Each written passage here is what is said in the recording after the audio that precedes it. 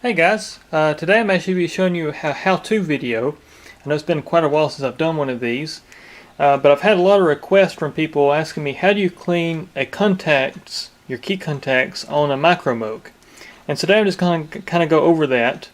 And now these use what you call a J-wire style contact, and it's a little simpler than what the it's a lot simpler actually. It's a lot simpler than what the Poly Moog, Mini Moog Model D, the ARP Odyssey 2800.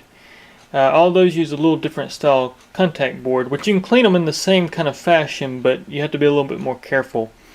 But I'm just going to kind of go over these today with you and show you how to disassemble your chassis and show you some things to look for before you disassemble your chassis. And actually I've got this one here opened up. This is actually somebody's I'm servicing, and I've got my personal micro Moog. And I'm just going to kind of show you walk you how to do this and some things to look for. So now this one here, my personal one's a later one, and depending on what serial number you have, I don't know what ranges they are when they started doing this, but on some particular models of the micro they actually put covers.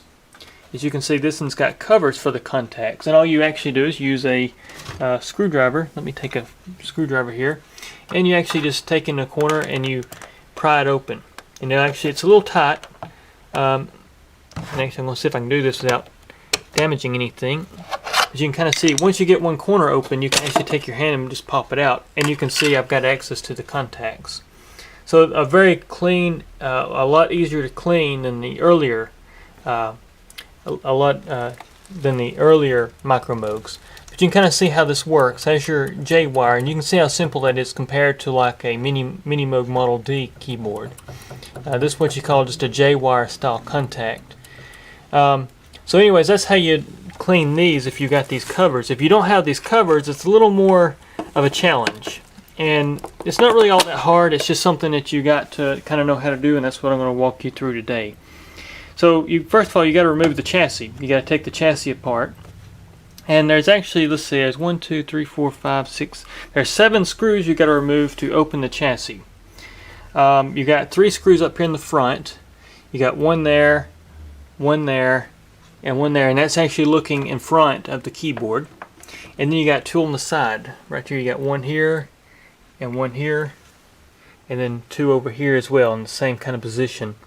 And then what you want to do is you want to kind of support your chassis and lay it down. And then your chassis actually lift up. You want to lift up the back first and slide it forward so you clear the keys. And then this will lift up. And you can lift that up. And the thing is like about the micro Moog is it's actually got catches. So you can actually put where your screws were held in place, you can actually set it in this little slot that held your back panel. So it's kind of a neat thing. Now this one here, this one's pretty bad. Yours won't have this rock to it unless it's missing all the screws. This one here is in pretty rough condition. I've got a lot of work to do to it. But then what I usually do is I suggest for people to slide their chassis off the table. I know that sounds scary, but the reason is for this because you're going to have to take the screws out of the actual keyboard. And there's 4 screws total holding this keyboard onto the bottom chassis. And I'm going to show you once again on mine what screws you'll need to remove, because these are all the same for any model or any serial number. They're all held in place about the same way. But you'll have a screw here on this corner, a screw here in the back, and then one over here on this side. Of course you can see I'm missing this one already. I only have mine all the way together as well. But anyway, that's how that comes apart. And now some models, some serial numbers should I say, actually have a nut on top of the keyboard instead of actually a machine screw. And so it'll have a machine screw coming through, and then it'll have a nut on top of that with a lock washer. And I've seen that a few times on some of the earlier model micros. But once you have those screws out, what I suggest is to keep your alignment. Of course, you can say I don't care about alignment on this one. I've got to go through it and realign and rebushing. But what you want to do is you actually want to grab it here at the corner and slide it forward. And then you'll just want to pick it up and rotate it over like so. And just kind of watch, make sure you don't damage anything.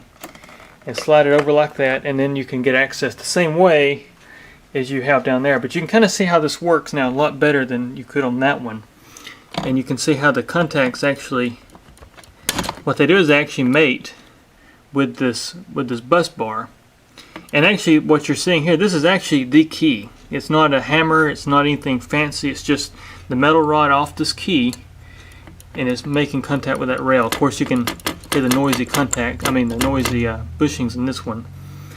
But some of the things to look for when you're cleaning these is sometimes it's not necessarily that it's dirty, it's just it's out of alignment.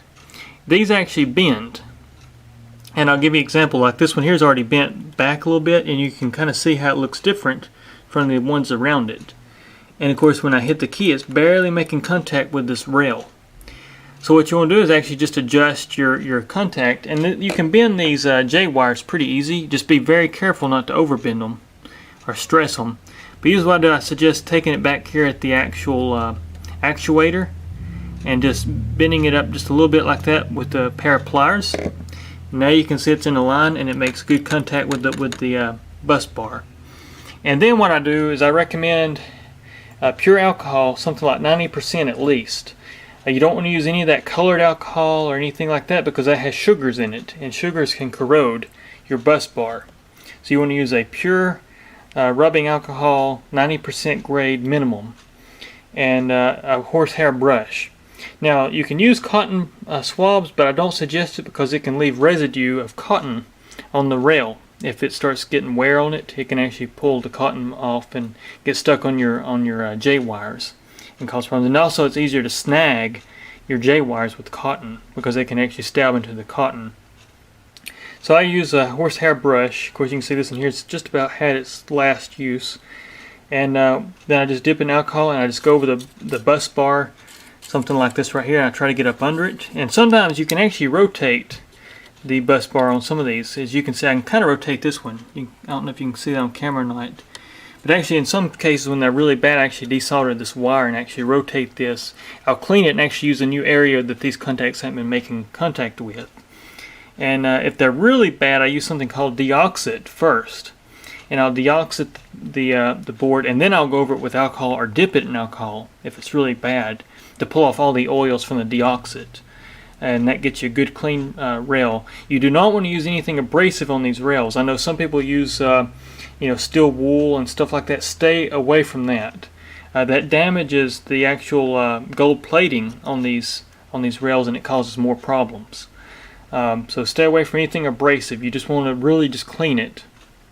And same thing with your J-wires. You can actually go on the J-wires themselves and go in a motion like this to work off any dirt, and that works pretty well.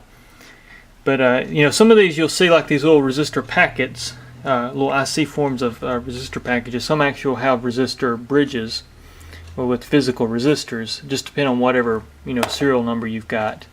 This is actually an early one, but I'm noticing it has a later keyboard, so evidently this keyboard's been replaced in this one at some point. But anyways, guys, I just want to take a quick minute and go over that with you guys for anybody out there that's been curious about how to clean your contacts.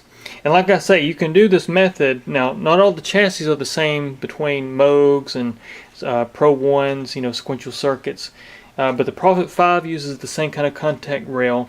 A lot of your synths use these J-wires because they were cheaper, more affordable, and lighter than what you have with the actual hammer action styled Pratt Reed keyboards. But anyways, guys, I hope this video helps some of you guys out, and thanks very much for watching. Take care.